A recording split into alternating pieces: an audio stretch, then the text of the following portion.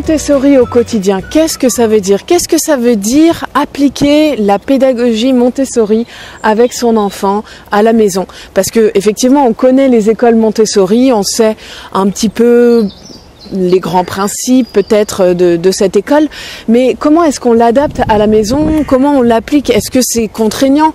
Est-ce que c'est compliqué? Est-ce que c'est antinaturel? Eh bien non. J'ai envie de te dire, c'est rien de tout ça.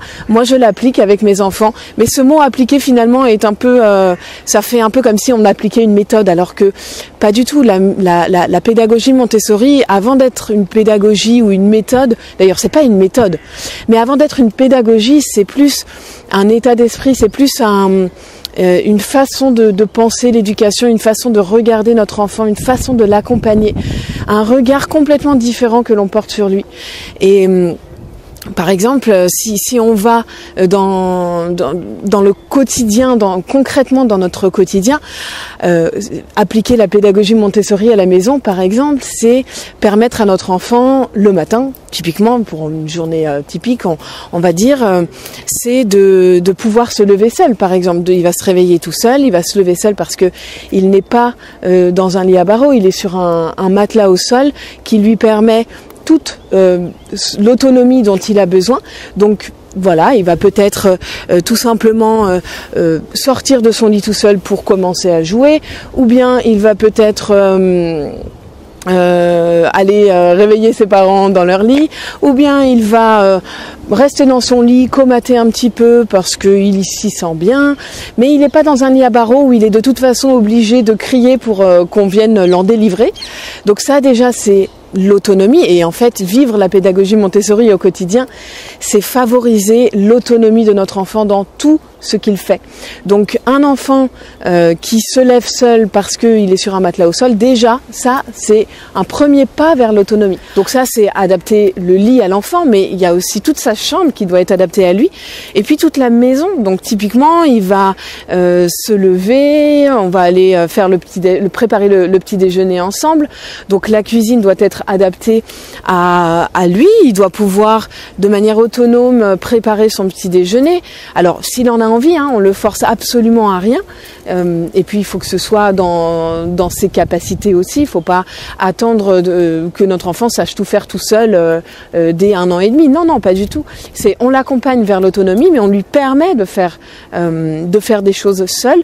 Au début on fait avec lui, et puis ensuite il pourra faire tout seul quand il aura acquis le geste, la compétence de telle ou telle activité, de telle ou telle préparation de repas, ou voilà, le petit déjeuner par exemple.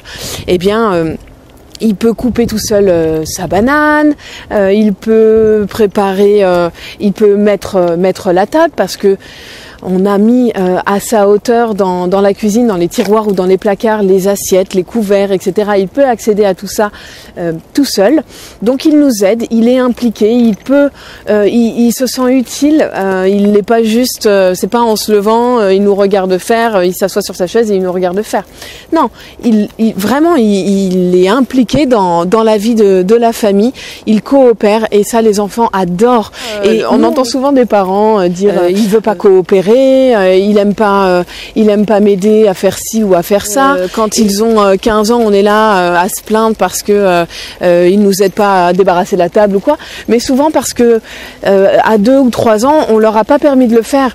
Et franchement, c'est beaucoup plus facile avec un petit enfant de faire ça plutôt qu'avec un adolescent. Et si on a commencé dès tout petit à permettre à notre enfant de coopérer, de s'impliquer dans les tâches familiales, et ben après en fait ce sera une habitude qu'il aura, et ça fera partie un peu de la vie de la famille. Tout le monde contribue en fait. Donc nous aujourd'hui, Léo il est capable de monter tout seul sur sa chaise à table. Il prépare son petit déjeuner, certains éléments de son petit déjeuner. Il y en a d'autres, c'est nous par exemple, c'est lui qui va aller chercher tout ce qu'il faut pour son jus de poire le matin. Donc il prend son verre, il va chercher le jus de poire dans le frigo, il va chercher la bouteille d'eau, parce qu'on lui met plus d'eau que de jus de poire, mais ça c'est pas un problème pour lui, parce qu'il a pris l'habitude de ça. Il s'imagine même pas boire juste du jus de poire, c'est marrant. Et donc du coup il prépare tout. Et par contre, il a envie, c'est la façon dont il voit les choses. Il a envie que ce soit nous qui lui servions l'eau et le jus de poire dans son verre.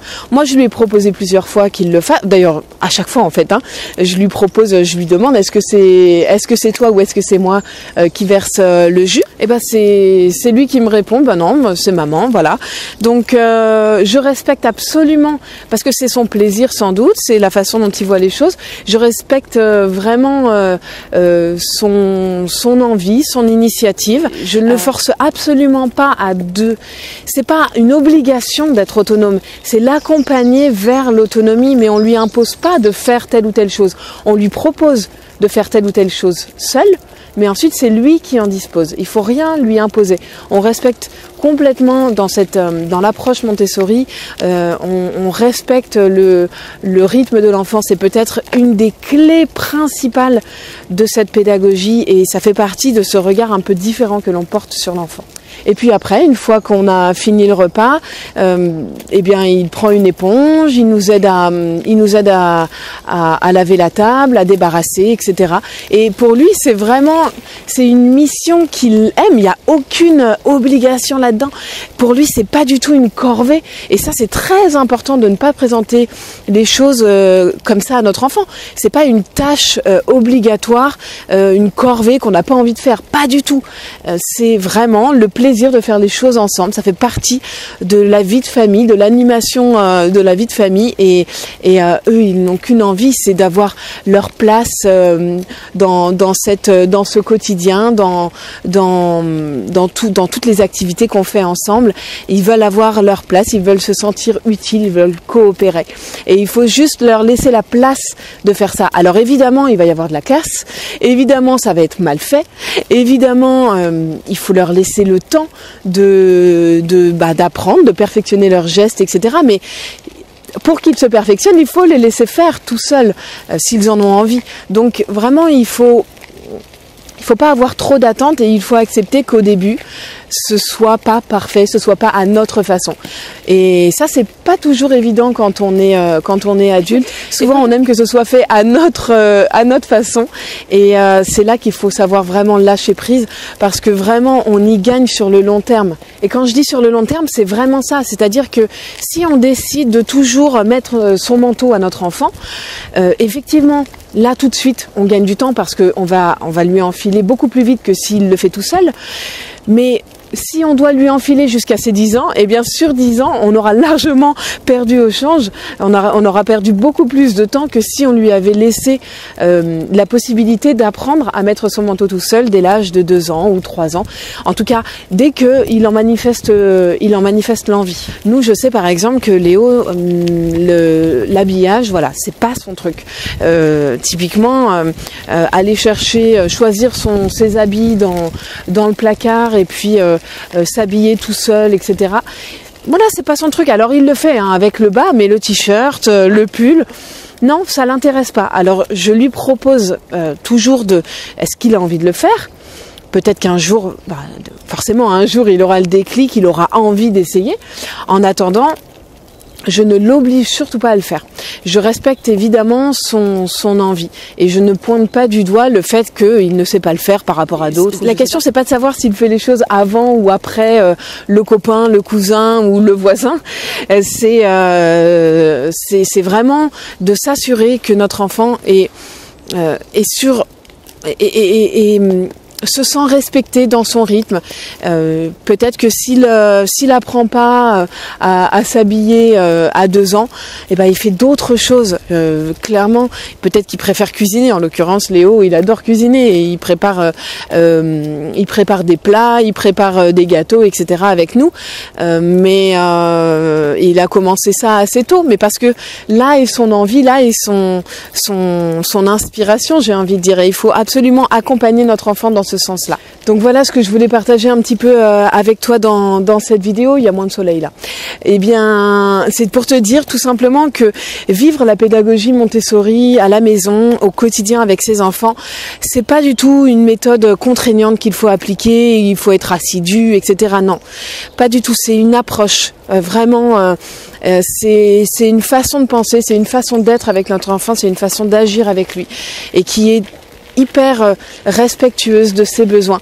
Et tu verras que du coup ton enfant il va se sentir reconnu, il va se sentir compris, il va gagner en autonomie, il va gagner en confiance en soi parce qu'il va pouvoir faire par lui-même. Donc moi je le vois au quotidien pour l'appliquer entre guillemets, le vivre Montessori à la maison. Je vois tous les effets magnifiques que ça a sur mes enfants et c'est ça que je veux partager avec toi dans cette vidéo.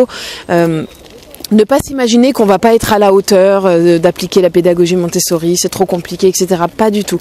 C'est tout à fait à la portée des gens, c'est juste de tout parent, de toute famille, et ça peut apporter énormément dans une vie de famille. J'en suis vraiment témoin chaque jour, et c'est ça que je voulais partager avec toi dans cette vidéo. Et si tu veux aller plus loin, j'ai préparé un programme avec des vidéos qui peuvent vraiment t'aider à t'imprégner de cette belle pédagogie et à faire rejaillir tous les bienfaits, toute la bienveillance de cette pédagogie sur ton enfant et sur ta famille. Donc tu peux simplement cliquer sur le lien qui est autour là de cette vidéo. Je sais jamais, voilà, en haut, en bas, sur le côté, derrière l'écran, voilà. Et tu cliques simplement sur ce lien et tu rentres ton prénom et ton email et tu vas recevoir plein d'informations sur cette pédagogie, des vidéos, des informations par email et je suis sûre, et tu m'en diras des nouvelles, vraiment cette pédagogie peut avoir des effets absolument merveilleux sur ta famille. Je t'invite vraiment à me laisser un commentaire sous cette vidéo pour me dire, est-ce que toi tu y arrives à appliquer cette pédagogie avec tes enfants? Est-ce que tu rencontres des difficultés, des obstacles qui t'empêchent de l'appliquer au quotidien chez toi? Est-ce que ton enfant peut-être va dans une école Montessori et du coup toi tu aimerais pouvoir l'appliquer, enfin être dans la continuité à la maison, mais peut-être que tu n'y arrives pas, ou peut-être que tu es en instruction en famille et tu aimerais appliquer cette pédagogie avec ton enfant. Enfin voilà, dis-moi un petit peu ce qu'il en est et comment tu vis les choses, et surtout clique préinscris-toi, tu cliques sur le lien là autour de la vidéo et tu recevras plein d'infos sur cette jolie pédagogie.